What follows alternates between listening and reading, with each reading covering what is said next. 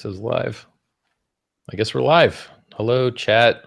Hello, Roger Ver, legendary Bitcoin investor, first guy to do a lot of things, has a lot of Bitcoin, owns Bitcoin.com or has a ton of influence it. Richard Hart here, thought leader, lol, just a crypto longevity self-help guy. Want Bitcoin to do really well. I set up a structure for this here debate. We're going to be first talking about things we agree on, which is a lot. Then I'll try and steelman his argument, present the best version of it I'm capable of. And then if he's satisfied with it, then we can go on to, the disagreement stuff. So Roger, you're a libertarian. You like voluntarism? Yep. I prefer the word voluntarist to libertarian, since lots of libertarians in the U.S. aren't actually libertarians anymore. But I'm a voluntarist in the sense of Murray Rothbard and those sorts. All right. So I think we agree on fungibility, the right of one person to transact in commerce with another person without a bunch of third parties getting in the way, injecting their nose where it doesn't belong, creating misincentives, mall incentives, overregulation. I think we're both against those things. Yeah, I think 90% of what we talk about, I think all of our end goals are probably almost identical, and we just see different means to achieve those goals. And we probably just disagree on the means to achieve those ends. That's where I'm guessing this is going to head today. All right. So what else? We believe in living in nice places and I guess promoting our beliefs. We both have strong beliefs and we go about promoting them in public. So I guess we're kind of advocates for the things we believe in. And I used to do martial arts, but nowhere near as cool as what you've done or for as long. So I guess that's the extent of our easy to find agreements. So I'd like to try and steelman what I believe are your arguments that I've heard recently, above and beyond those ones that we just went over. Would that be all right with you? Can I present what I think your arguments are? Okay. Go for it. And if it's okay, I'll jump in if I hear a part where I disagree with. All right. So Roger Ver was one of the first investors in the Bitcoin space, one of the first evangelists. He's gotten a lot of people into this ecosystem. He's offered a lot of liquidity. I believe he still holds a lot of equity in companies in the Bitcoin space. And from what I hear, he owns a lot of Bitcoins themselves, which means that he truly cares. He has skin in the game. And, he's been out there giving talks and dedicating his life to this for a very long time. And he interacts and debates with people that they aren't out there promoting to the public as much as he is. They don't use Bitcoin to transact as often as he does. They don't remember what it was like when fees were so low you would never, ever even think about them. And, this system used to be a lot more decentralized. Everyone ran a node because you could mine on your CPU. So you would just run the node at the same time that you were mining on your CPU. There was 30,000+ nodes. Now I think there's under 1,000 or whatever it is. It's some not large enough number to support the 50, 60+ billion dollar market cap of this system. So what he's seen over the years, I'm pretty sure it's more than 5,000 nodes that accept incoming connections, and probably tens of thousands that don't accept incoming connections. Yeah. And then we'd have to subtract all the ones that are controlled by the same central party through AWS, which we don't know how to really discount all of those that are like centrally controlled by the same guy. It'd be like, instead of having multiple newspapers, you just have more copies of the same newspaper. It's important to have geographically redundant and game theory redundant differences in your nodes, I think.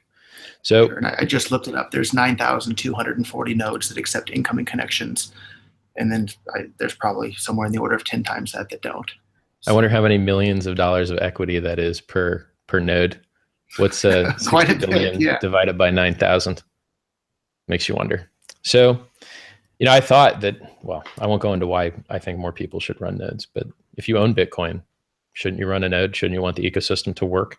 Shouldn't you want people to be able to download the chain faster, from a good, honest connection that you operate? So what Roger's seen over the years is, the old guys that used to develop the software, they stopped. Satoshi stopped. Matti Malmi stopped. Gavin Anderson stopped. Mike Hearn stopped. And they kind of stopped before they stopped. Like Mike Hearn really didn't even work on the main Bitcoin. He worked on his own kind of J implementation of it. It was different. And if you look at the commits, even Gavin, he worked a lot more on theory than he did on like figuring out writing code at some point. So now there's a whole bunch of new guys in charge. And I think from Roger's perspective, he's concerned that they don't understand the economics. They've had disagreements with Mike Hearn and Gavin Anderson, unresolvable disagreements to where there was a split. You know, Gavin went and did a lot of testing and said he tested up to 20 megabyte blocks and it worked fine. So if you're not a technician and you're not doing the research yourself, you got to decide who you're going to trust. Are you going to take the word of the guy that's been there from the beginning and spoken and worked with Satoshi, or are you going to trust these new guys? New guys that apparently don't hold enough Bitcoin, don't incentivize the people enough, have a misunderstanding of economics, want to see full blocks, tried to pump a fee market, say that fees are good, which has hurt the user experience, slowed everything down. And, and they appear in effect to kind of look like they're colluding with Themios and Bitcoin Talk and Bitcoin Reddit with not letting Roger get his position out there. That if I can jump in on one part there. So I guess in regards to the censorship, I'm not upset that they're not letting me get my position out there because I have a loud voice. I have a loud platform. You know, I have about 100,000 followers on Twitter. I can get my opinion out. The people that I'm really upset with are the people that aren't me, and they're just somebody on the internet who have an opinion, and their posts will literally be deleted from our Bitcoin or Bitcoin Talk if they post something that's not towing the party line. So I have a loud voice. I can get my opinion out there, but everybody else isn't able to with the moderation policies that are going on at the moment. So, but overall, you've done a great job steel manning my position. So please feel free to continue. All right. So high fees, disagreements with the original devs regarding the feasibility of things that may bring fees down, economic theory complaints regarding the desire for full blocks,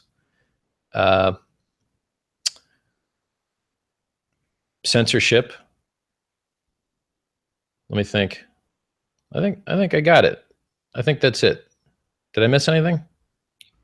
I think you got it pretty well. Maybe I can clarify a little bit where my biggest fear comes in. And my biggest fear at this point, as someone that's a holder of Bitcoin and the CEO of Bitcoin.com and someone who's poured my heart and soul into this for about 7 years now, is that we had the formula that brought Bitcoin from 0 to 1, from absolutely nothing to this amazing ecosystem that it is today.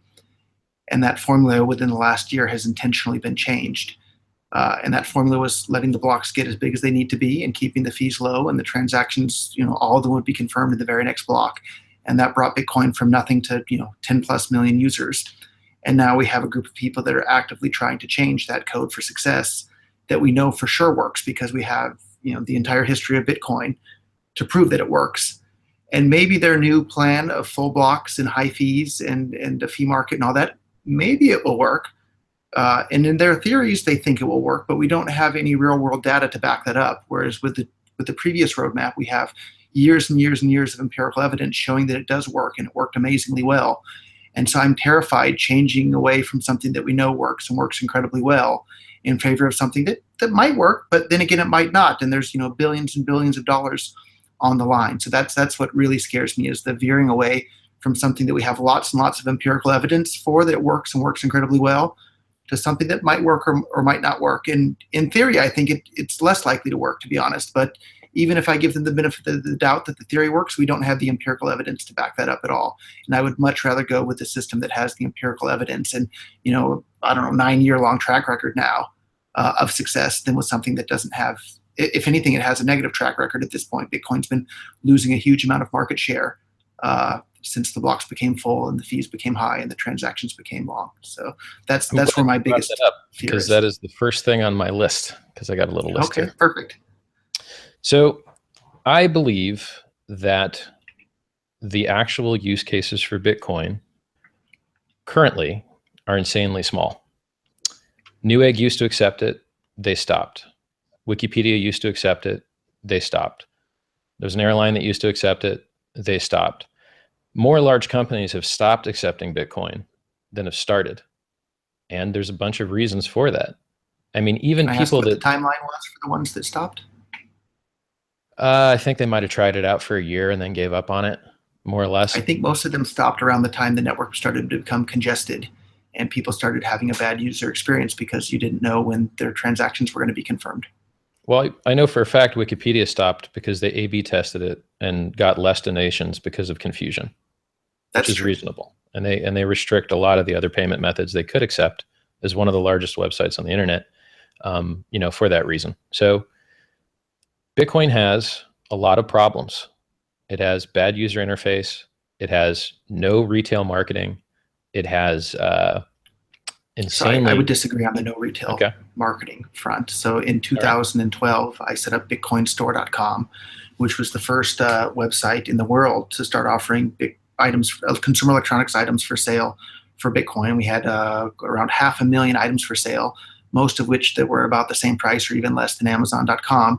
And in our first year, we sold more than $4 million worth of merchandise. And that was back in 2012. And the ecosystem is much, much, much bigger than that now. So I think there is a lot of commerce that goes on with Bitcoin, and it might not just be right there in front of everybody's face, especially if they're not using it. But I would disagree with the point that there's not much commerce going on. Well, my point wasn't that there wasn't commerce. It's that there wasn't marketing. So we have a tragedy of the commons problem. You may have advertised for your retail website, but you weren't promoting general Bitcoin ads. These pump and dump ICOs that have margin. Again, okay. So I paid for national radio ads on more than 150 radio stations across the United States for like 6 years straight, promoting Bitcoin in general. And almost all of those ads were actually promoting Bitcoin.org. And so there was a huge amount of that. And I wasn't the only one doing things like that. There was a lot of action like that. But well, I mean, either would you like to see would you like there to be more marketing?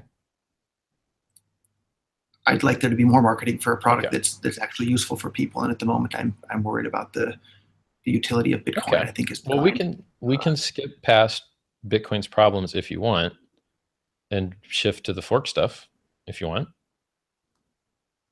I don't want this to turn into a 6-hour-long podcast, but I'll give you a list of the things I have here, and then you pick which ones you want to play with. Okay. So here's what we've got. I think that most people don't use Bitcoin for the currency case as opposed to the store value case because you'd break your neck to try and find someone that would accept it. It's very, very hard to spend, and it's very, very hard to buy. So it's much better just to sit on it and watch it shoot to the moon and get rich sitting than it is to effectively pay 8 times more for anything you ever used, because now you don't have those coins, you spent them. Like anytime you use Bitcoin and you don't replace them, you feel really bad when you realize you spent 8 times what you needed to because you didn't replace them. So that's a good argument to replace the Bitcoins you're spending every time you spend them. It is, but people are lazy, and sometimes they're afraid to buy in at 4 and 8x higher numbers because people, think there'll be a reversion to the mean. So yes, people spend your Bitcoin, ask people to accept them, replace them if you do spend them. So here's my list. I think the reason Bitcoin price dropped it didn't drop on its own. It dropped in relation to other things that appeal to other people. Bitcoin has always appealed to libertarians and free thinkers.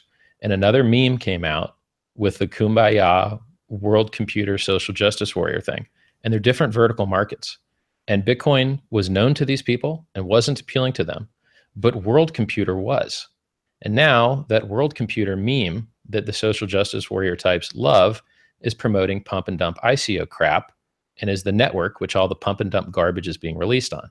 The reason that this space is considered frothy and overvaluated is because of those pump and dump ICOs that are running on an ecosystem which is not Bitcoin.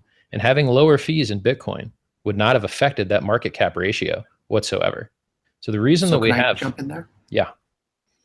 So it's worth pointing out that Vitalik, the creator of Ethereum, wanted to build it on top of Bitcoin, and would have built it on top of Bitcoin if not for the current core dev team telling him, get the heck out of here. You're not going to build it. We're not going to increase the block size. We're not going to make room for this sort of thing to be built on top of Bitcoin. And if that had been allowed to be built on top of Bitcoin, all of that economic activity that we see happening on Ethereum would have been happening on Bitcoin instead. And that's a direct result of Bitcoin not being allowed to scale to keep up with consumer demand. Now, this is the first part in the argument where we're going to have to get actually technical. You guys are going to have to be a little bit technical for this part. Roger just stated that it was an economic loss for Bitcoin that Ethereum didn't launch on it and tie its liquidity into it. And he is probably correct on that point. However, there's a technical point which makes his liquidity point not useful. And that is the Ethereum network is down often because they use a blockchain, and the blockchain fills up just like ours. And it fills up faster because they have larger blocks. And so there's literally a competition to shove your transaction into the new ICO as a miner before you let actual normal retail people in, so that you can get the coins before they run out. So there's already front running going on in Ethereum mining. There's already full blocks going on in Ethereum mining. And there's already millions upon millions of dollars being lost to gigantic attack surface in Ethereum. And I am glad that the poison and problems and bad design decisions that Vitalik and his crew made, which are unrepairable, I might add, multiple consensus implementations from different software languages from different teams, are very much more likely to fall out of consensus than a single software implementation. It's very hard to write one thing that doesn't have bugs. It's exponentially harder to write two and more things that don't have bugs. So if I can jump in a little bit there, if that's all right. So yeah, always. There were, I guess, 2 points there. So you were complaining about the miners in Ethereum colluding to get their transactions in ahead of other people so that they can do whatever. That exact same thing is happening on Bitcoin right now because the blocks are full. Mining pools and wallets like BTC China actively say, okay, people that are transacting with our wallet will include your transactions first in our blocks that we mine with our pool. So that exact same thing is happening on the Bitcoin network right now, where people are front running other people's Bitcoin transactions. You can now pay with credit cards to have your transactions included with a block because it would be too expensive to pay with the fees with the Bitcoin if the initial fee wasn't high enough. In regards to the multiple yeah, definitely sucks. In regards to the multiple implementations on Bitcoin, I'm sorry, on Ethereum, as compared to one monolithic implementation on Bitcoin, maybe not. But if you have one bug with the monolithic implementation of Bitcoin, then the entire network comes crashing down. If you have one bug with one of 4 implementations on Ethereum, then a fourth of the network comes crashing down or forks off. But that's worse. I guess that's worse. Having is a fourth of it forking off or come crashing down worse than 100% of it? Yeah, it's like writing a book and then you make an edit and then you don't remember what you edited and you have to search through the whole book to see what got screwed up. But when you write to the, if you can't write to the book anymore and you have to wait and there's only one copy of the book, it's basically versioning, right? Like the reason that you don't write software with just Word documents is because you have to keep track of changes. And that's all a blockchain is. It's something that keeps track of changes. So if you had a fork, like what you've described, technically a consensus failure is a fork. This thing doesn't say the same as that thing. And now an arbiter, a trusted third party, a powerful God has to decide which one is right and which one is wrong. So I agreed up until everything at the point where you said a powerful arbitrator or God has to decide. I think the network and the users get to decide. And we saw that with Ethereum and Ethereum Classic. There was a fork and one set of users went one way and another set went another. And there wasn't some, God from on high that forced everybody to go in one direction. It was just these forks happen all the time. They're called orphans. An orphan is the network deciding that what you thought was going to happen isn't going to happen. And it just goes away. It's a dead end. So when you mine a block and you have the longest block, and everyone agrees that's the longest block, but someone else had a good proof of work at the same time, but they got there a little bit later, their accurate, useful transactions that they decided on and fees they accepted, it goes and dies. So every single day in the Bitcoin network, every orphaned block is a version of the blockchain that never got to be agreed upon because it was decided on by the god of timing and the network consensus rules. What you've described is a larger version of that. Go ahead. I said, I don't think we disagree. I think we're on the same page here. So my point is that there is always something deciding that someone's idea of the future is not going to happen. Usually it's the consensus network. But if the consensus network fails, Then you fall over to social consensus, which is what you described in the Eth Classic example. And can we both agree that you shouldn't roll back the chain? Isn't that the whole idea here? Philosophically, I think both of us are in favor of not rolling back the chain, and you and I think that that's kind of the whole point, is not rolling back the chain and having an immutable ledger. But obviously, a huge group of people have disagreed with us, and they rolled back the chain, and then the current version of Ethereum was born from that. So you and I agree on that point, but lots of others disagree, and we're perfectly willing to roll back the chain. And it's all fun and game when you roll back the chain for you, but when the government makes you roll back the chain, you wish you didn't have the power. There's a reason Satoshi stepped back, and there's a reason Gavin stepped back. And it's because having the control to make changes comes with risk. Because someone, a not nice person, will put a gun to your head and say, you know what? I want to double spend this exchange transaction, and you're going to help. And that's the reason we need real distribution of parties, is for censorship resistance. Because if Bitcoin doesn't have censorship resistance, what does it have? A very expensive database. That's it. We agree again. All right. So, all right. We believe in not rolling back the chain. We believe in privacy. We believe in security. Let's go into... I'd love to hear you address my argument in regards to that we have the empirical evidence and a giant track record of what works and has worked incredibly well to grow Bitcoin versus going off on this theory. Yep. You could both be right, and there's a timing problem. You're both right, and there's a timing problem. You could probably increase the blocks to 2 to 4 to 20. You'd have more orphans. You'd have more centralization. There'd be more power in China. Large blocks are the reason we have empty blocks, unless you know something I don't. Empty blocks come from spy mining. When you spy on other mining pools, as though you're a miner for them, but really you're your own mining network. And then you get the data a little bit faster, and you start mining on the data that the pool gave you. But in actuality, you're going to release that block on your own and hope it outcompetes the one that they're working on. But it helps you to outcompete that by not including transactions in yours. So the reason that we have literal denial of service attacks in Bitcoin, literal 10-minute periods where no transactions can occur, is because of centralization. And that centralization gets worse the larger the blocks get, because the more profitable it is to be geographically and systematically commingled. So pools have done more to destroy the distribution of censorship resistance in Bitcoin than anything else. Because when you mine for a pool, you don't run a node. You are the bitch of the actual pool that runs a node, and they decide what the consensus rules are. And now you have no control, no say. You don't get to choose your developers. You don't get to choose what blocks are okay with you. You don't get to choose what transactions are okay with you. You do get to choose in the sense that you can choose which pool you want to mine on. Right, but how many pools are there that you can mine on that give you a variance that actually win a block once in a while enough? You see? So maybe a dozen or 20, somewhere in that ballpark. Not enough for $70 billion of value.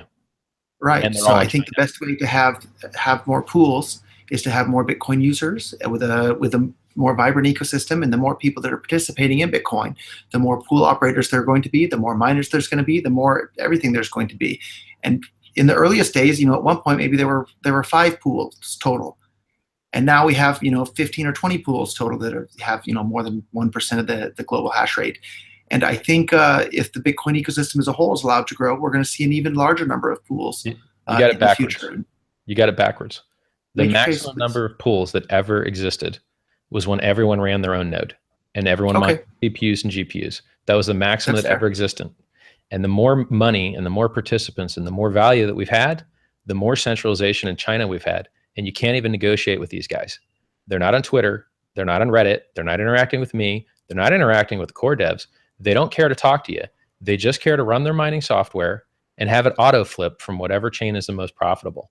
So even if you cared to negotiate with these guys, you'd also be having to negotiate with the logic of their auto flipping software, which is very risky for social consensus. Because let me tell you, if the government of China decides one way, these guys are going to decide that way too, or die. And do you want to risk the health of the Bitcoin network on the government of China? I don't. I'm much, much, much more concerned about the government of the United States causing trouble for people. The government of the United States has already thrown lots more people in jail for doing Bitcoin things than the government of China has. So I think our biggest fear should be from the United States government, not the Chinese government. And just like the United States, there's lots and lots of people with lots of different points of view.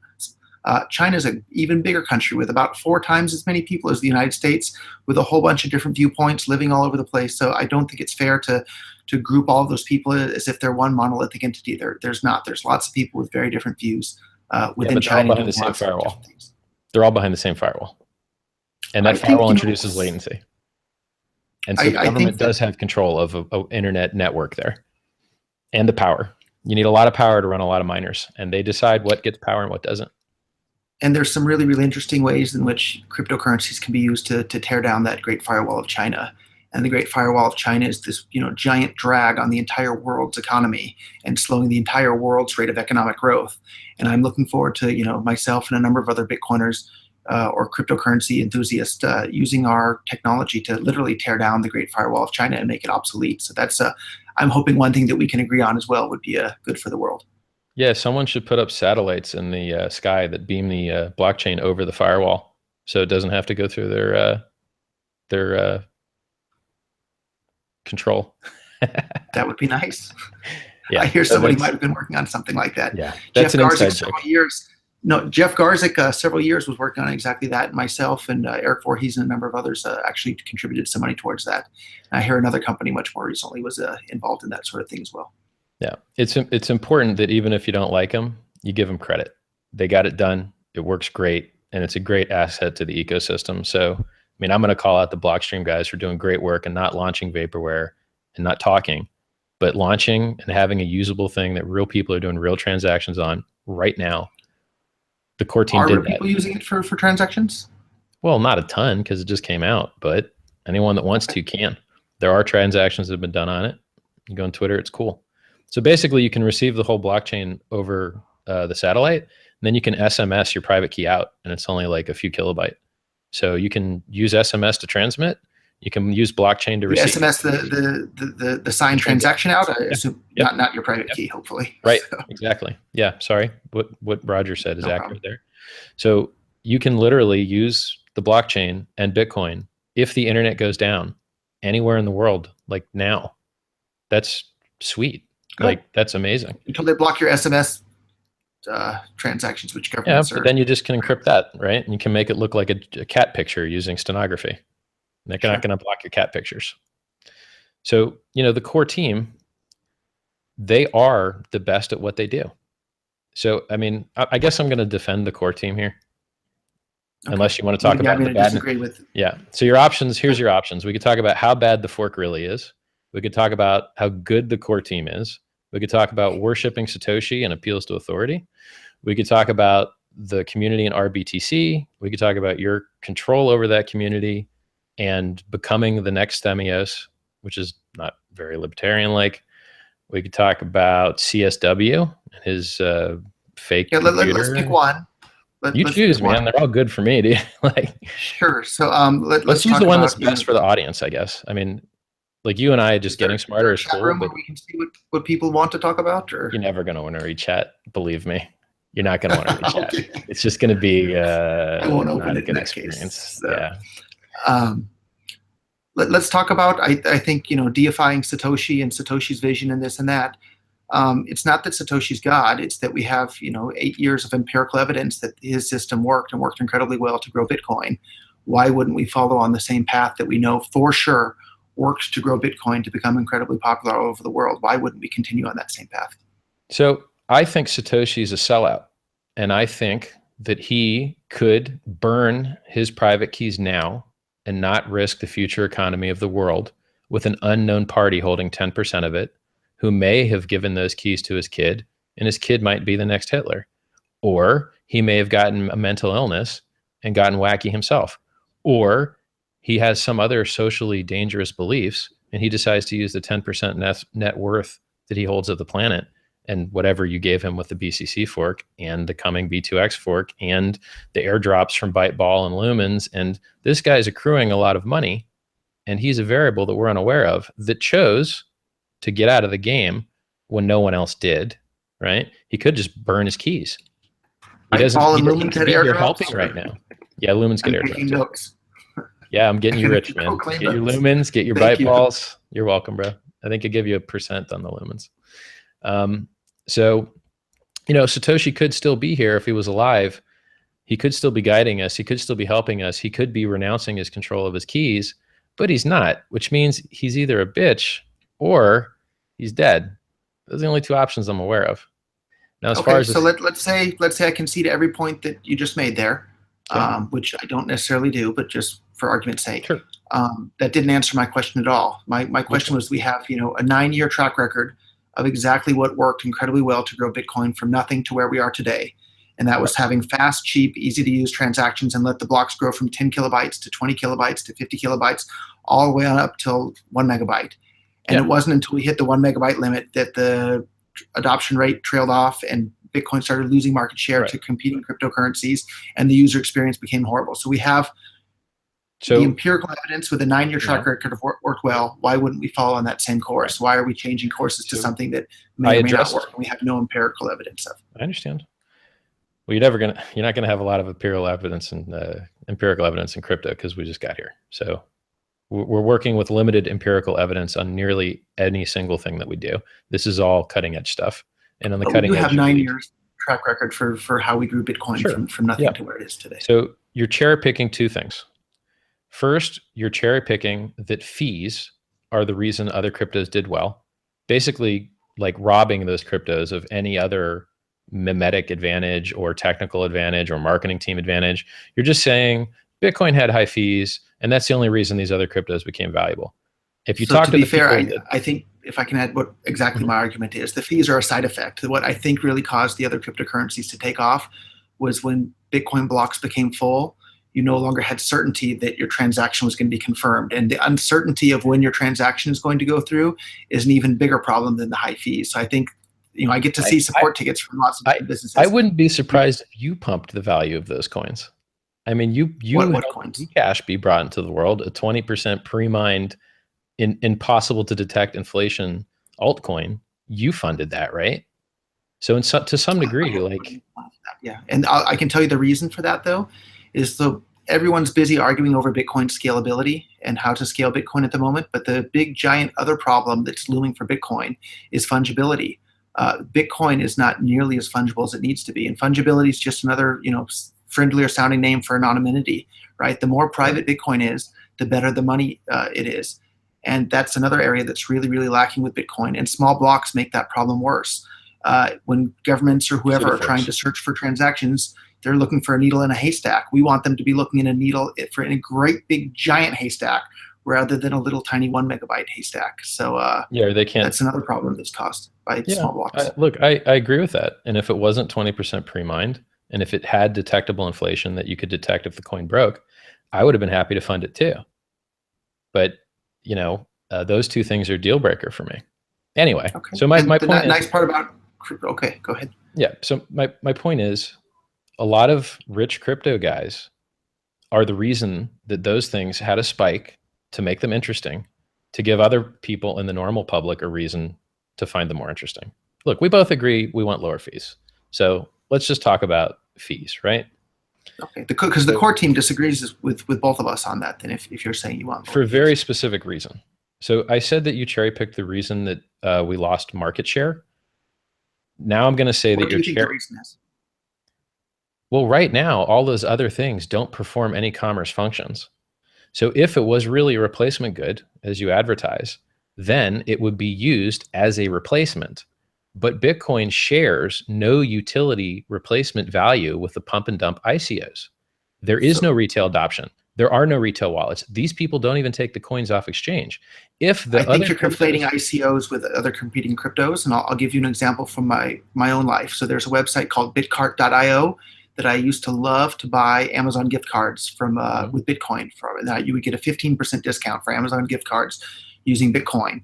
And as of, I don't know, maybe a month or two ago, when the network became really, really full, they stopped accepting Bitcoin, and they only were accepting, I believe, Dash and Ethereum. And so that's a real world use case of businesses shifting away from Bitcoin to competing altcoins, which I think are different than ICOs. Right. You're 100% right. the increase in fees prices Bitcoin out of a lot of markets. And even though you're 100% right, the amount of dollars and liquidity and pump that comes from actual retail darknet market usage, and you, the number one Bitcoin user in the world's usage, is like 3 to 5% of the total market cap. So you're right. Anyone that actually does do Bitcoin commerce, which is almost nobody, might have to switch to currencies. I really disagree that there's not many people using Bitcoin for commerce, and anybody can take a look at just how many people are using Bitcoin for commerce by going over to blockchain.info and watch the transactions scrolling by. Those are real people using Bitcoin to move real amounts of money around the world. And we don't necessarily know what they're using it for, but if you see it moving, there's some sort of economic activity going on behind it. At $5 a transaction or $8 a transaction, they're not moving it just for fun. They're doing it because they're performing some sort of economic activity with it. If you wanted to buy a car with Bitcoin, there was one company in the States that had scale. They went out of business. There's maybe one or two small like shops, like near Butterfly Labs in Kansas City. There was a shop that like accepted Bitcoin. There's maybe one in California, maybe one in Florida. Like, I love Bitcoin as much as the next guy, but I'm not willing to pretend that it's not 1,000 times less places you can spend it. And I'm being generous with 1,000. It's probably 100,000. I think you're really missing the picture. There's more than 200,000 merchants in Japan that accept Bitcoin. I can walk down the street to the electronics store and use Bitcoin in the store. I can walk down to the street to the equivalent of like Macy's or something in the US and spend Bitcoin here in Japan. There's all sorts of restaurants. There's all sorts of stuff. There's all sorts of websites. I book more hotels on Expedia in Bitcoin, than I can count each year. There's a huge amount of commerce that's being used with the Bitcoin network. And the fact that it costs $8 per transaction to do it, and yet the blocks are still completely full, shows just how big of a demand there is for people to use Bitcoin in real world commerce. All right. So you think there's a lot of commerce. Maybe in Japan there is. I don't think there's a lot. We'll move on. Do you have a theory as to why people would be moving the Bitcoins at $8 per transaction if they're not doing commerce with it? Why are they spending $8 every time they move Bitcoin, and because all the blocks are completely full? What are they doing if it's not commerce? Well, yeah, I don't know. That's the whole idea, is we're not supposed to know. Commerce. People are using Bitcoin to pay people all over the world. And when the network became full and the user experience became not as good as it used to be with Bitcoin, people started exploring alternatives like Dash and Monero and Ethereum and things like that. Yeah, and that's a direct result of there's other alternatives too, like Visa and MasterCard and Swift. Yeah, and people are using that sometimes now instead of Bitcoin, whereas previously they would have used Bitcoin.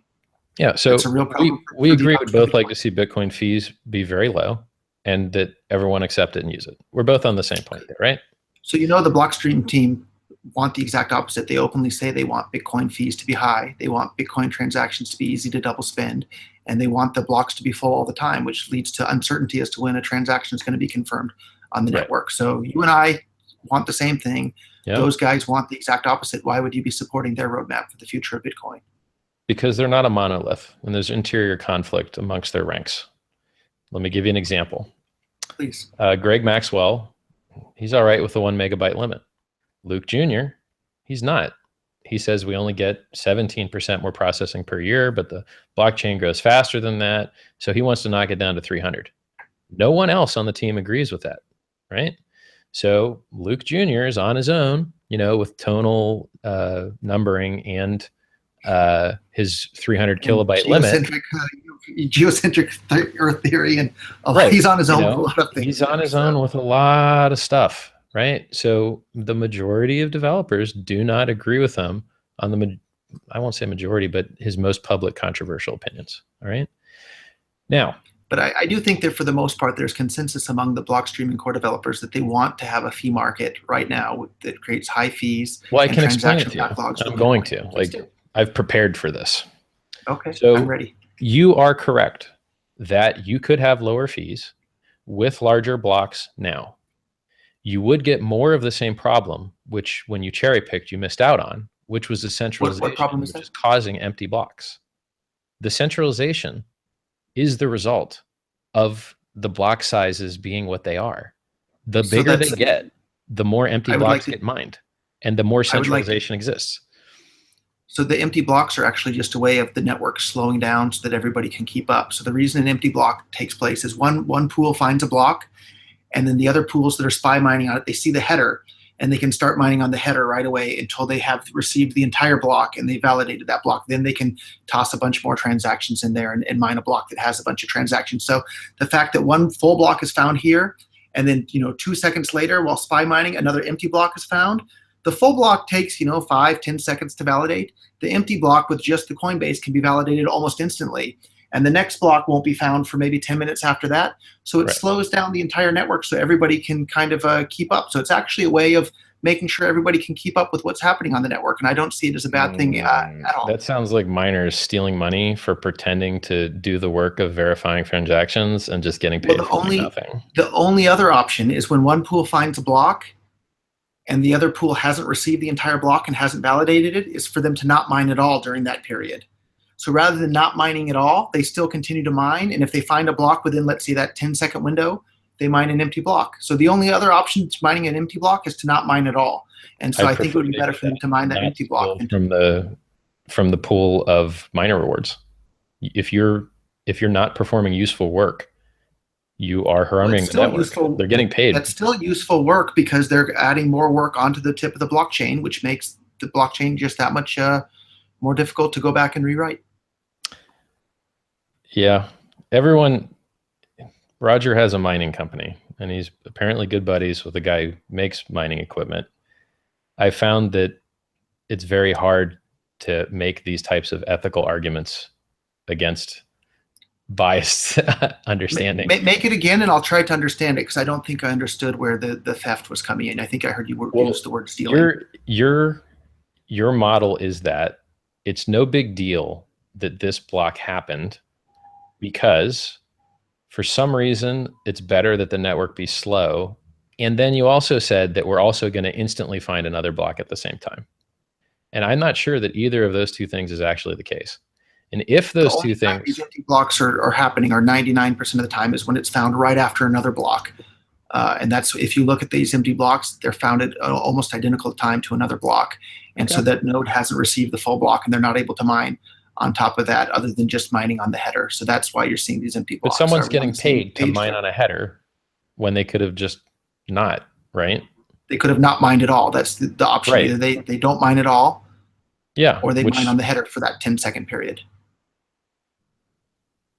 I'm okay. And I'll tell you another reason. So like the Bitmain S7s, for example, if they all of a sudden, when they have 1,000+ watts going into one of these mining machines, and if the internet cuts off or they stop mining all of a sudden, they have a tendency to literally catch on fire and burst into flames, and that's a big problem in a data center. So just from a technical standpoint, it's not feasible for these machines to stop mining for those 10-second periods, because you don't want them to catch on fire. And that sounds like someone that's involved with the data centers for these. Yeah, we try to avoid having fires in the data centers, especially electrical fires.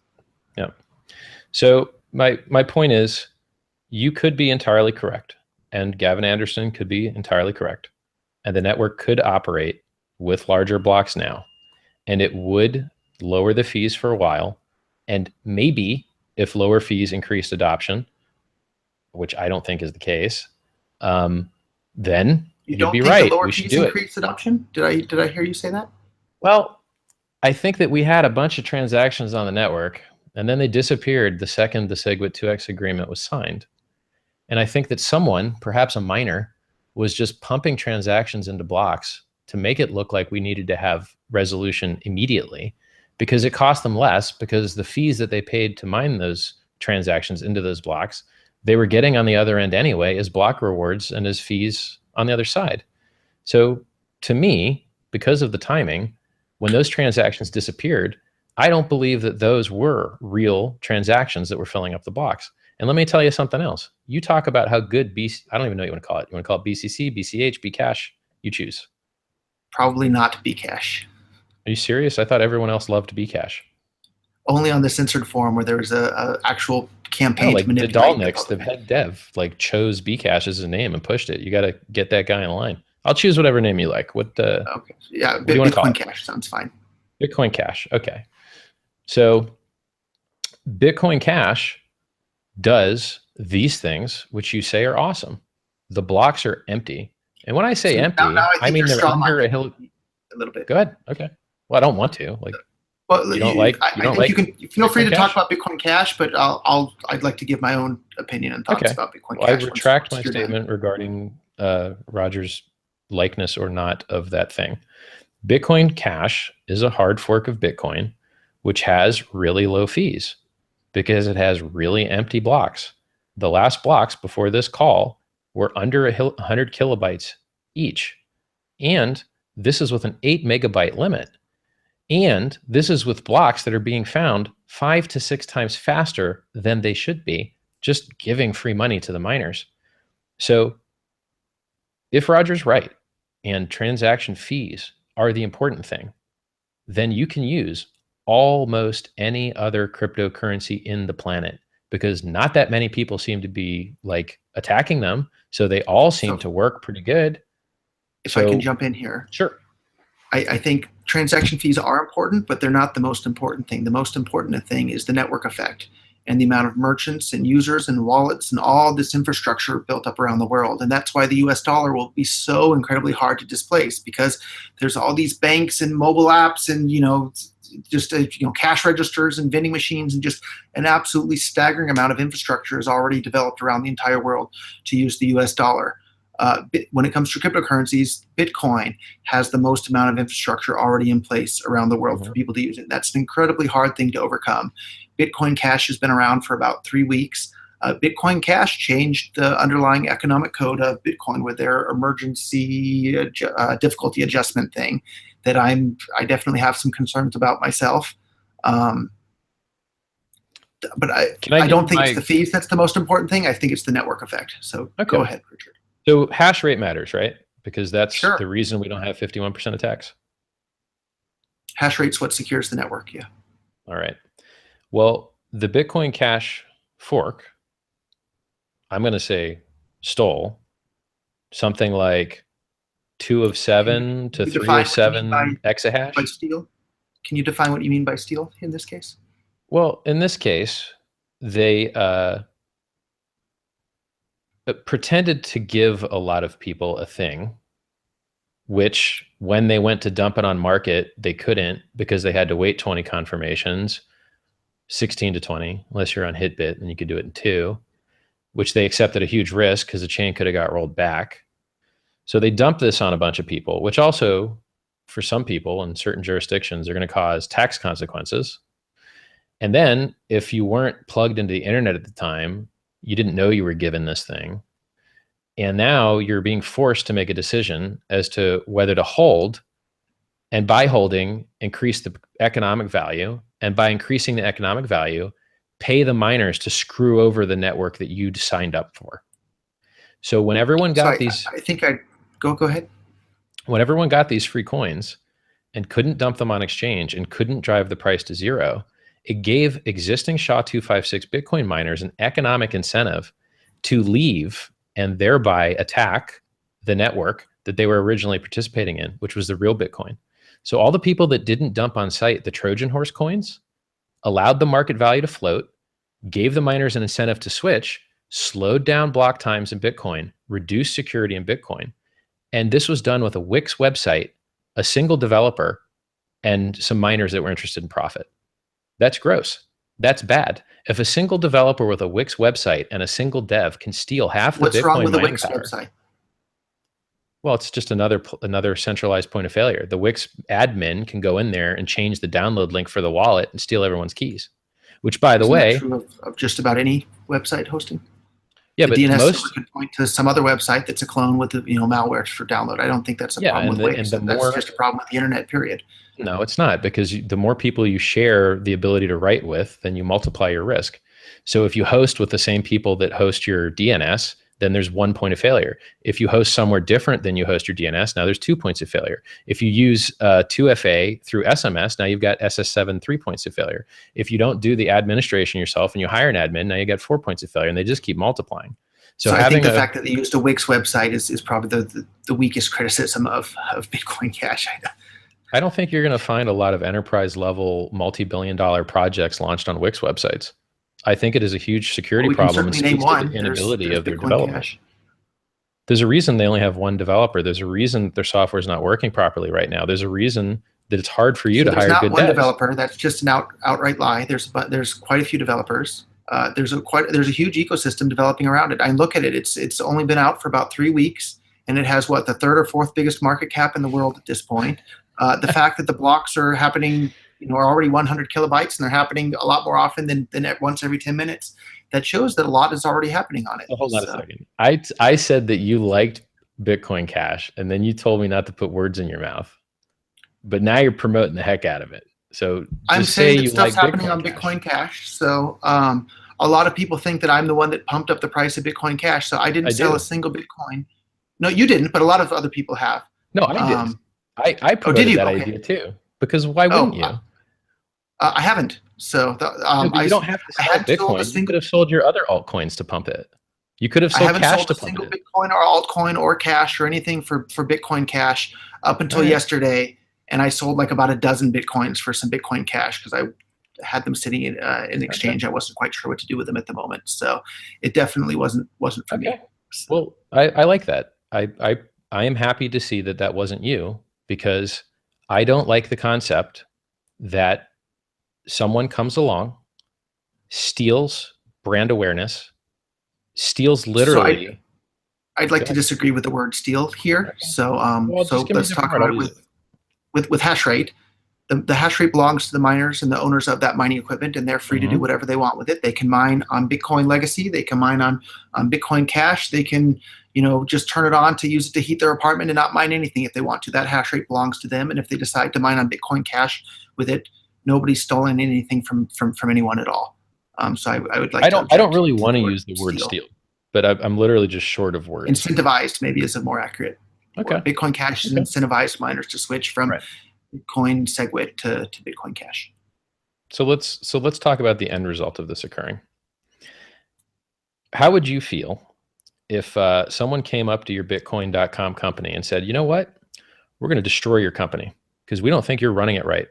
I know that you've been here for many, many years, paid dearly to put this up and build the things you have, but we think you're stupid and we're going to destroy your company. But you know what? It's not theft. It's not bad. It's not evil. It's just the free market, because we're going to give you some shares in our new company. So you're describing exactly what Blockstream has done to Bitcoin. You're describing exactly what Blockstream has done to Bitcoin. We had the Bitcoin white paper from day one that described exactly what what Bitcoin was. It's a chain of digital signatures. And Satoshi said very clearly that the Bitcoin never hits a scaling ceiling. The ultimate solution is to let the blocks get as big as they need to be. And then Blockstream came in and they said, screw that. That's stupid. Bitcoin doesn't need to be a chain of signatures. The block should be 1 megabyte, and have completely changed the roadmap. So you can make an argument that the thing that you were complaining that Bitcoin Cash is doing is exactly what Blockstream has done to Bitcoin. They've completely turned Bitcoin upside down from what was outlined in the original white paper. So your argument was described by Satoshi. So your argument is Blockstream sucks, and because Bitcoin Cash did the same thing, they also suck. No, I think my argument is that anybody can advocate for whatever they want, and they shouldn't use force or fraud to do it. And so, Blockstream has been very successful in what they've done. Credit to them. See, you say that, right? You believe that people shouldn't use force, but I think you use force.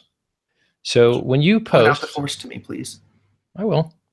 So when you post on our Bitcoin, they don't want to hear anything about altcoins, and they consider certain changes to the consensus algorithm of Bitcoin altcoins. And that may be unfair. When you say they, who is they? The moderators? Well, the moderators, yeah. I mean, because the users don't get to decide. Their posts get deleted. When they start posting things about altcoins, the posts get deleted. If the users weren't interested in discussing those altcoins or those other things, they wouldn't be posting on there to begin with. So I agree. You have from on high a bunch of people deciding what is allowed to be discussed and what's not. Yes. And you can post anything you want that's negative about Bitcoin Cash, and those posts are allowed to stay. But if you post anything that's positive about Bitcoin Cash, those posts will be deleted. So I agree. So that's a fair moderation policy over there. You know what? You might be right. What I want to point out to you is that you are becoming the evil that you hate. You just don't realize it. So you're a moderator on RBTC. You're a moderator on RBTC, right? Have you Right. ever read the website? Have you ever moderated it? Like, did you go So there? unlike our Bitcoin, our mod logs are completely open, and you can Right. see every single moderation that I've ever Yeah. done on our BTC. Right. And So it's probably less than a dozen actual actions. And I think right. like probably 10 of the dozen were just me approving posts that had been deleted by the auto moderator of Reddit itself. Yeah. So I'm not My point, actively moderating my that point myself. is that your end result of horrible ecosystem is the same, but the mechanism is different. The reason that the Can you ecosystem define horrible sucks. ecosystem? Yeah, I'm gonna do all this stuff. I know I'm being mean, so I'm gonna say like exactly why I believe what I believe. Our Bitcoin is considered overly censored because of the reasons that you've described, and I'm willing to Do you grant you agree? those things. I don't like our Bitcoin, and I don't like it because of the over moderation. I don't like it because most of the participants suck. I don't enjoy engaging in conversation with the majority of people that I find there. I find Twitter to be a much more interesting, much more intelligent conversation, full of people that actually run businesses, actually With a hold lot tons of less Bitcoin. censorship going on. Right. A lot less censorship, a lot more good things going on, a lot more positivity. I like Twitter a lot better than I like our Bitcoin. And I like our Bitcoin a lot more than I like our BTC, Tell because me your why. guys' problem isn't a moderation problem. It's a Too much tragedy. free speech problem? I've done this a couple days now. You guys are 25% pro Bitcoin Cash for a subreddit called BTC. So you're mistitled the subreddit now. You need to change the name to be accurate. You falsely advertise on Reddit, and I click these links that are clickbaity links, and they don't take me to the article that's advertised. They just drop me in the main subreddit thread. And you have pseudonymous, effective moderation through the fanboys that downvote things so far down that no one ever needs to moderate them out of vision, because the fanboys do it for you. So Maybe if that's you're the up, general opinion of the people that are participating there. yeah, but you can grow a garden of weeds, and then you can say, you know what? Like, we never have to protect our roses here because we don't have any. It's all weeds. And that's what RBTC is. I dare you today to go to RBTC and screenshot it and just categorize each post. Something like 7% is anti Bitcoin Core, 25% is Bitcoin Cash, 10% is BCC, another like 6% is BCH. And there's nothing about Bitcoin on the RBTC forum. There's nothing about, hey, this person adopts it. So there's nothing about, hey, how can I program this wallet? There's not a single good thing to be found in that place. So Maybe it's Richard, because everyone that's been censored has moved there, and you guys don't have to force it to be evil through moderation. It's just emergently evil. But I'm telling you, it's bad. so if you don't enjoy the conversation that's going on our BTC, then don't participate. It's that simple. Nobody's being forced to participate in that one. And I'm not very sympathetic to the criticism that allowing too much free speech is a bad thing. But it's not free. There's a downvote button, and you just have the emergent. You But the have the posts same don't disappear. censorship. The posts are still there. If you know the percentage of people that hit page down on a website, you lose something like 50% plus every time you have to hit page down. So Oh, by I the don't know way, about other people, but for myself personally, I love reading the posts that get the most, that have been collapsed because of the downvotes. Usually those are the ones that I always click to uncollapse it, and I think, oh, wow, this person really did deserve the downvote a lot of times. My mission isn't to like trash talk you. I actually have solutions to offer. If you believe censorship is bad because it starves people of the ability to make good decisions because they're starved of data, then it is important to, one, not moderate incorrectly, which apparently you already have covered. Congratulations. I like that. But two, you have to account for fanboyism and extremism and mob mentality. And you have to maintain the quality of your ecosystem by promoting things that are alternative points of view that kind of were anti the reason you started the whole thing in the beginning. Because for people to make good decisions, they need to see both sides. And in our Bitcoin, they don't see the big blocker side. And on our BTC, all they see is censorship, anti-core, and BCH. That's it. And that's not I healthy think for those are either. incredibly important topics to the Bitcoin. So we have a group of people that have come into Bitcoin that have engaged in this giant censorship campaign to promote censorship-resistant currency. And I simply don't trust anybody that engages in censorship to maintain Bitcoin as a censorship-resistant network. And I think you and I both view decentralization as the tool to achieve censorship resistance. And with Bitcoin, the end goal is censorship resistance, and the decentralization is simply the tool to achieve that goal. And if this guy Thamos is going around on this big giant censorship campaign to promote what's supposed to be censorship resistant currency, I don't trust that guy as far as I can throw him. If he's willing to engage in censorship, he's not going to protect Bitcoin's censorship resistance. The small amount of defense that I will give him is that if you want to read about altcoins, oh boy, you can read about all the altcoins you want on the Bitcoin Talk forum. So he didn't perform the censorship there that he does perform on our Bitcoin. They gave them their own subsection on our Bitcoin, or I'm sorry, on BitcoinTalk.org. It's been a while since I visited, but I believe there's a subboard devoted. Every single ICO launch goes there first. Every altcoin launch goes there first. So they're not performing that censorship across that whole domain. They are performing it across our Bitcoin. But you know what? If you're tired of seeing people get scammed and you're tired of people seeing lose millions of dollars in altcoins, they're too stupid to understand large arguments. If someone goes to our Bitcoin, they really should not be reading about alts. And I don't see a lot of Ethereum posts on your subreddit. So you do perform moderation there. No, our mod logs are open. You can see anybody can post a post about Ethereum, and if people want to upvote it and talk about it, it'll stay there. And feel free to go on over to I thought that like every other forum, you guys would try and restrict it to the title of the forum and the rules. Most forums do. If you guys haven't been attacked by shills for other currencies yet, maybe this is a bad conversation for us to have had, because they're going to go test that now. Every other cryptocurrency shill. And people can upvote or downvote as they feel see fit. All right. So I just want to warn you that at some point you become the evil you're trying to destroy. You own Bitcoin.com. You mod RBTC. You're on television all the time. You're hiring devs to do side deals. You're running your own conferences that have a subsection of people that has done weird things. So I think if we can stop a little bit, I think you're straw manning me a little bit. So you can go over to the forum.bitcoin.com, and you can see that there's posts over there from I forget what his screen name is over there, but he's saying all sorts of nasty, rotten things about me and claiming that I'm, Jihan's little puppet and this and that. And like his posts are allowed to stay. His posts are still there. I don't delete his posts. The moderators don't delete his posts. I'm saying you're a risk. That's all I'm saying. Sure, saying that anybody that's the owner of a big popular website is a risk. That I can't. But a lot of them, right? I mean, you're in mining. Bitcoin.com gets millions of unique visitors per week. I could go rogue like Thamos has already done and has been a bad actor for years now. And so I hear you complaining that I might do something bad in the future. Just start a foundation like every other large entity did, and let someone else. Just start a foundation and let it be someone else's problem.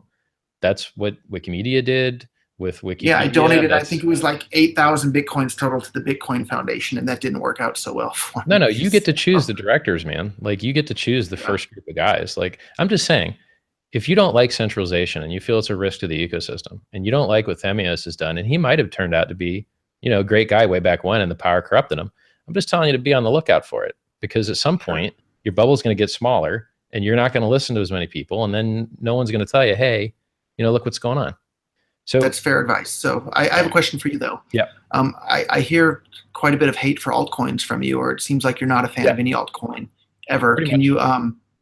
So I'll give you my stance, and I'd like to hear why you think I'm wrong. So in life, it's good to have more options. So in the CryptoCoin ecosystem, people can choose between Bitcoin and Bitcoin Cash and Ethereum and Monero and Dash, and take your pick. There's 1,001 altcoins out there. Most people just choose one or two. And Shapeshift.io makes it easy to convert from one to another. But people have the option of choosing the one that's the most useful to them in their daily life. What's wrong with people having the ability to choose which coins they want to use in their daily lives? So this is the Darwinist argument.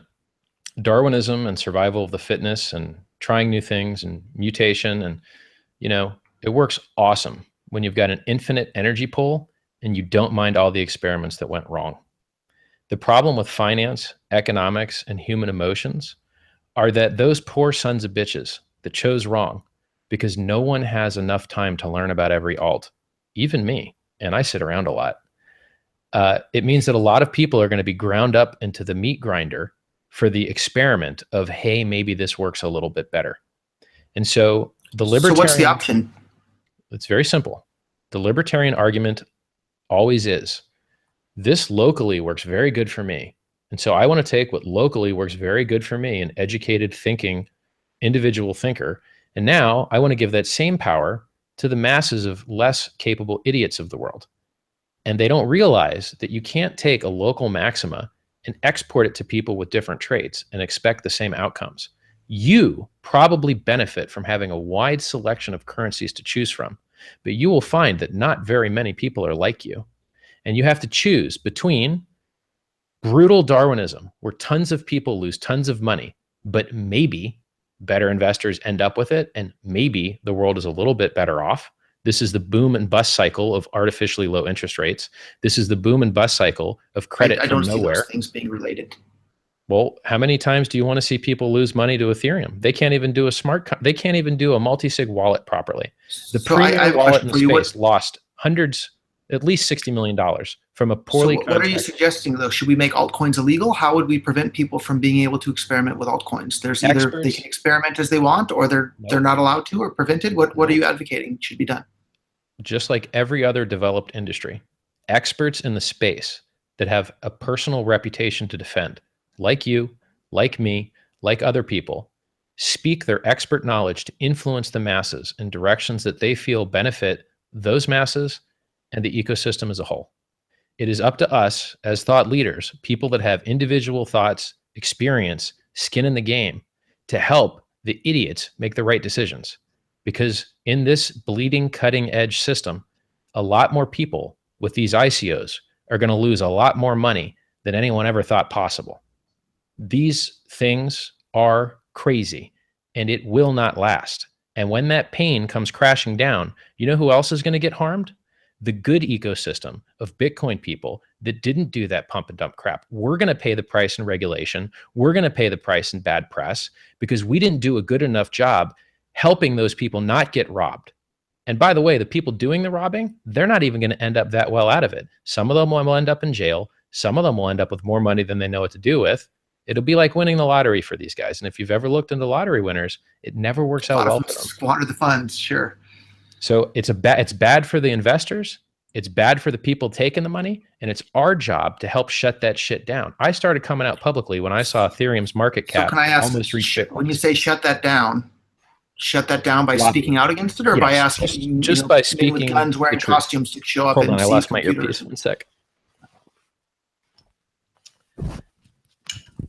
The price we pay for beauty. Wireless is convenient. Maybe you can't hear me yet, but all right, I can hear you. So I was saying, when you say it should be shut down, well, you're advertising for Bitcoin Cash now, and I'm advertising against it. And this is that I am doing what I believe. I guess I didn't make the question clear enough. When you say shut it down, does that mean we should send men with guns and wearing costumes? Or no, this is more. This is no. Against it. No, this is more of the, hey guys, you really shouldn't do that, and don't come crying to me when it goes wrong. And when it does go wrong, I'm going to say I told you so. That kind of shit. I'm on board with that. Yeah. Yeah. So I mean, we can have a microcosm of that experience now with Bitcoin Cash if you want, because I hate it a lot, and I can go through all the reasons why I hate it. And then you can tell me if you agree with any of them. Are there any altcoins that you don't hate? Are there any that are interesting to you? Oh, sure. You know, Zcash is interesting. There's a fork of it that takes out the founder's reward, which is called Z Classic. That might be interesting. Implementing ZK Snarks in Ethereum might be interesting, but the attack surface is too large. I'm pretty sure ZK Snarks are going to come in Bitcoin, and I'm glad to hear you support that. That's amazing. Fungibility is super important, as you said. I love onion routing and the Lightning Network. I love drive chains, side chains. You get all the experimenting, all of the changes, all of the craziness, but you tie all the liquidity back to Bitcoin, and there's less attack surface area. I love all that stuff. I think Monero has apparently some use cases, but you know, if it hasn't pumped by now, it probably never is going to pump. So I wouldn't be happy to dive right in. You know, I like the non-blockchain technology. Like I like Byteball a lot better than I like Internet of Things. I'm curious to see whether the distributed acrylic graph can replace these blocks, which do get full and only scale linearly. but Do the you have tech any is more tips for me as far as the coins that did airdrops that I can claim sure. with Yeah. Bitcoins? I took notes. Byteball, Sure. Lumens. What else Yep. do we have? The Byteball drops once a month. You need to get in soon though, because they don't drop forever. Like they're running out of ones to drop, and then they just basically took a snapshot of the Bitcoin economy, and they said, whatever percentage you own of the Bitcoins of the world, we're going to give you the same percentage here, and we're going to do it every month. And then when they're running out distributing them, that's it. So you're going to probably get 1 or 2% free money off the Byte balls. And then the Lumens, I think you get like maybe 0.5% free money. I haven't really looked into it yet, but the deadline's in 2 days, so definitely do it. And there's a new crappy one that came out called like Bitcore, but seems pumpy dumpy, doesn't seem legit. Sell it That's on enough. Cape Ship. Yeah. So I like the idea that as a Bitcoin holder and owner of the premier currency with the most security, the best devs, the longest track record, the most wallets, the most adoption, you also get the most free money handed to you from these other altcoins that want to leach off the ecosystem or the users. So I like the thought of having the longest track record and the best devs and the most security and all of this, but I'm really, really, really concerned that we've gone completely off the roadmap that we had for Bitcoin. So let me tell you the roadmap. So the next thing in the roadmap was a hard fork to a larger block. That was the next thing in the roadmap. It was. You think that's still going to happen here? What are your thoughts? I think there's an infinite demand for free storage. And I think that anytime you write something to the blockchain, it gets copied to thousands of computers across the world. By your last measurement, about 5,000 computers. So if I could write 9,000. Sorry, that accept 9,000. incoming connections, and probably around 100,000 that don't. Okay. So 9,000 that I can write data to, right? So the blockchain is stored on those 9,000 computers. If I write my YouTube channel videos to the blockchain for a low affordable fee, I now have my YouTube videos stored immutably forever across at least 9,000 computers. That's a good bargain for me. I think I'll stop using YouTube.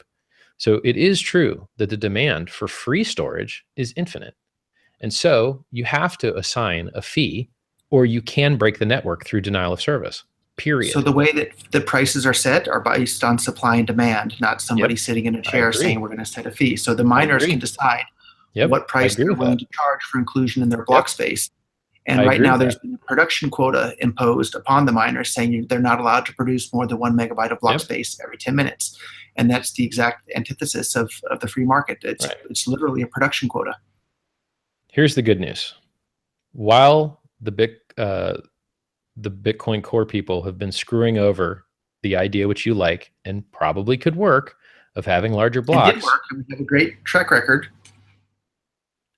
They also were working on stuff that also works and is cheaper and is faster and is 10,000 times more track record powerful. And has no empirical evidence, and will also require much bigger blocks for it to work. Lightning Network is a disaster waiting to happen with full blocks. We'll see. It's cutting edge. You can't close your channel out. If someone tries to do some monkey business and the blocks are full and you can't close your Lightning Network out, you're going to lose your money. Why don't you get CSW and a supercomputer to go model that and produce a report on what happened when he ran the Lightning Network and how it failed, and then we can address it. Right? There's no reason to have him on your show next time to speak for himself. So I'm not Craig. I've trash talked that dude a lot. I'm not sure he's going to want to come on. Craig, if you want to come on and have a chat, I invite you, but it's not going to be pretty. I like Roger. Roger's been a straight shooter for a long time. I've heard bad things, Craig. If you want to come on here and get a mouthful, you're invited. It worries me, man, because like that dude talked at your show and Gavin got convinced he was Satoshi. The Future Bitcoin Conference. Oh, so that first of all, that wasn't my show, and I didn't know he was speaking there until I don't know, like the day it happened or the day before. So I might be dreaming this stuff up, but people run in circles, right? So I would be considered the Blockstream core small blocker circle, UASF, all that stuff, right? It's not because I've ever ran a node. It's not because I wrote the software. It's just the circle we run in. It's who we chat with. It's who we see. It's who we interact with. From what I've seen, you and John Matonis and Craig Stephen Wright and Gavin Anderson are like a little circle, and I guess Jihan Wu. Now, I might be wrong, but it seems like I see you guys at a lot of the same events, And I see you saying a lot of the same things, which are big blocks good, and basically big blocks good. I don't really hear you guys say anything else, and censorship bad, I guess. I mean, Yeah, I guess I'm in pretty good company with John Matonis and Gavin Andresen and Jihan Wu. And for my interactions with Craig Wright, he seems to be a really, really, really knowledgeable person and a very interesting person. So he was on TV saying he was Satoshi, and then he provided a fake ECDSA proof that he got busted on. And he's fled from Australia to the UK over some tax stuff. And he's been saying... Well, taxation is theft, so more power to him if that's the case. But my understanding is that that's not but using the taxation system to steal from, to re-steal the theft. Like if the government steals from other people and then you steal from the government, you didn't steal back your money. That, sure. Yeah. Like, so if you want to read... Anyhow, I don't know the details of that, and I'm not Craig's spokesperson, so I'll let him speak for himself on those topics. But you see the risk of the only people out there supporting a person that said he was Satoshi that I've seen are N-Chain guys, which I see around you. Anderson, who in regards to Craig being Satoshi or not, I don't think it matters at the end of the day. Either what he's saying in regards to scaling is accurate and correct and a good path forward, or it's not. And the things that I hear him saying are the same sort of things that the original Satoshi said on his posts on the forum and his emails. And those are the same sort of things that I signed up for when I got involved in Bitcoin. Those are the same sorts of things that led Bitcoin to become an incredible success that it is today. And those are the same sort of things and the same roadmap that I think we should continue to follow down, which is completely different. Satoshi wrote that 1 megabyte limit, right? He did that personally. Yep, because he was convinced by others that it would be a good idea to prevent spam. And it was intended from day one that it would be removed if the blocks ever even became remotely close to being full at 1 megabyte. So it's never, ever, ever intended to be a permanent limit. Is it probably worthwhile? Like, so I think the likelihood that you get people to use Bitcoin Cash is larger than the likelihood that you're able to convince all the developers on Bitcoin Core to do nearly anything. So I think that's fair. Yeah. So like we could argue whether big blocks are good or not, but we're just going to find out soon because we have both now, right? Yeah. We have both running the same. Darwinism in action. Yeah. Okay. So can I tell you why I didn't like the way Bcash went down and the downsides? I'm sorry, Bitcoin Cash. Sure. I believe there's a lot of risks people don't see. Please tell me, and then I'd love to finish up in maybe the next 15 minutes because it's almost coming up on 3:30, and I haven't had any. It's okay. Talking. I'll talk to you whenever you want. I'm a talker. But please tell me. So Bitcoin Cash caused people to commingle their funds out of cold storage. Actually, before we continue, I'd like to point out though too, like Bitcoin Cash caught me by surprise, just like it caught everybody else by surprise. So I didn't fund the development. And like lots of things in Bitcoin, I either get credit for or blamed for. Lots of things that I had almost nothing to do with. So I'm along for this Bitcoin Cash ride just like everybody else, but it caught me by surprise just like everybody else as well. So I'm glad you cleared that up, man, because I think a lot of people out there thought it was your baby.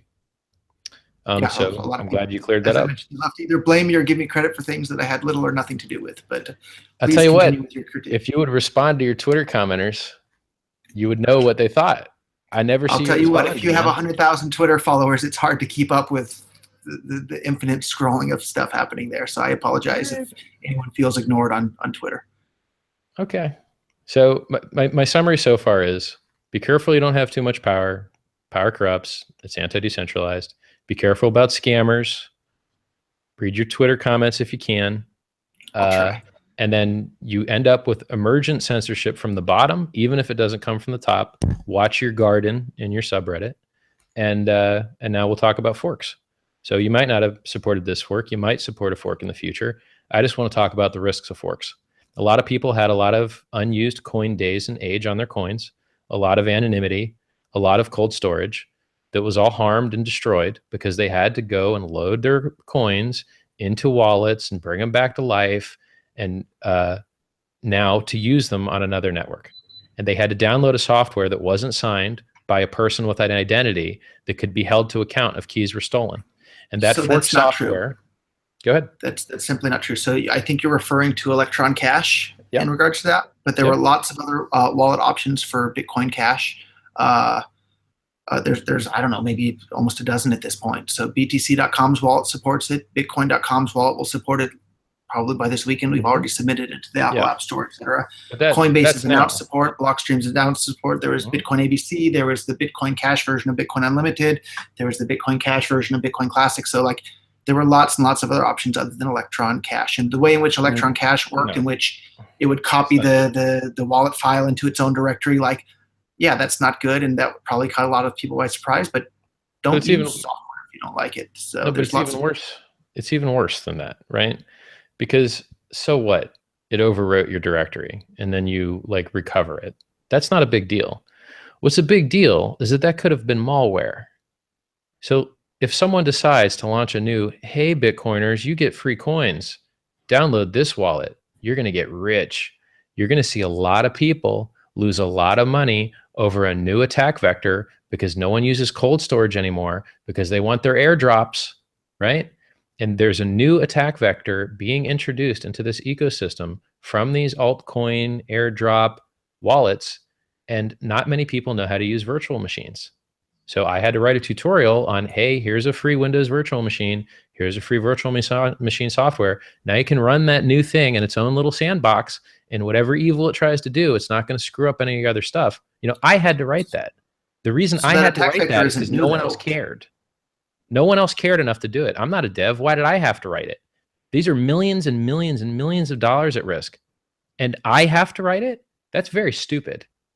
And at the time when that Bitcoin Cash launched, I assure you there was only one wallet because I went to the Wix website and I downloaded the only wallet. And then I checked to make sure that the key matched the SHA-2, the SHA-1 or SHA-2. The signature, yeah. Right. And then, you know, even that's not that secure because they could have just put a fake signature up too.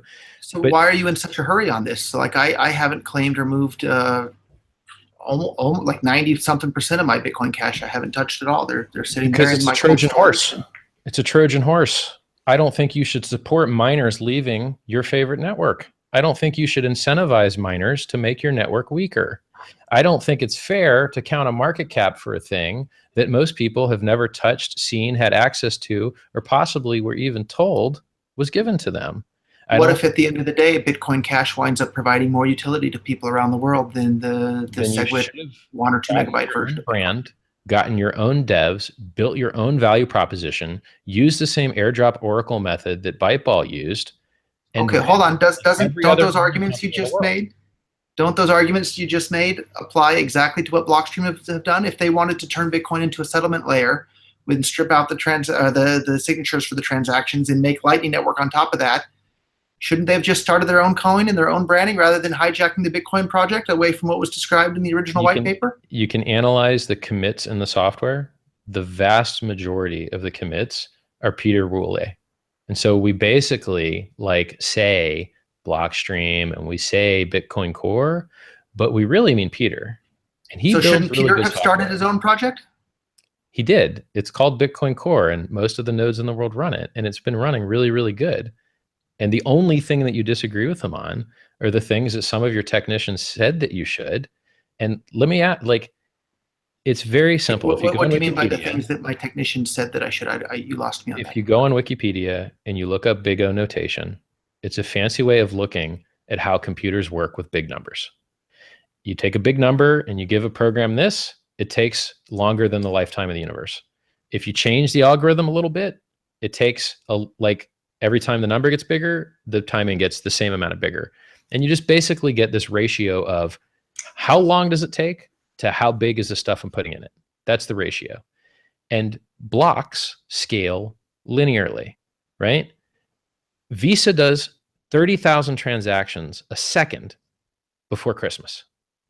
Bitcoin does 3 transactions a second. So you're advocating for exponential scaling with Bitcoin, right? I am saying that big blocks could work at the cost of some extra centralization for a little while, but they would never, ever, ever work past a certain point. And then you need that different logarithmic scaling, which Lightning gives and Tier 2 gives. And by the way, Satoshi supported those things. And I can link you to his Bitcoin talk. And by the way, we need Tier 2. BiggerBlocks network supports all those things too. And in fact, if we wanted the entire world to use the Lightning Network, we would still need to have blocks that are much, much, much, much bigger than they are today. So keeping the blocks at 1 megabyte is suicide for the future of Bitcoin.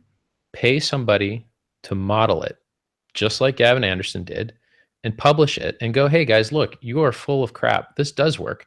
Here's our little AI Bitcoin user. Here's our distributed AWS nodes. And there's a lot of other testing solutions available to you where you can rent proxies and rent computers. You got a whole lot of options available to you to actually test at scale a new Bitcoin network. And then say, look, this stuff works fine. Or if you think Lightning doesn't work and you don't like onion routing, you think it's going to centralize, well, show me, right? Okay. But like, I don't think the Blockstream guys are qualified to say that big blocks couldn't work a little bit now, because they probably could with some risk of centralization, which is a problem. And I don't think you're qualified to say that Lightning can't work. And we have them both now. So the burden of proof is on them to claim that Lightning can work, whereas we already have 7 or 8 years of empirical evidence that bigger blocks do work. We shouldn't even argue about this stuff anymore because we have both networks, right? So the best thing I can do is, like, I think the argument's almost over. I think you're right about that, and I'm so much happier because now everybody gets to use the version of Bitcoin that they like the most, and the market will decide at the end which one is the most useful version of Bitcoin and which dev team has created the most useful product.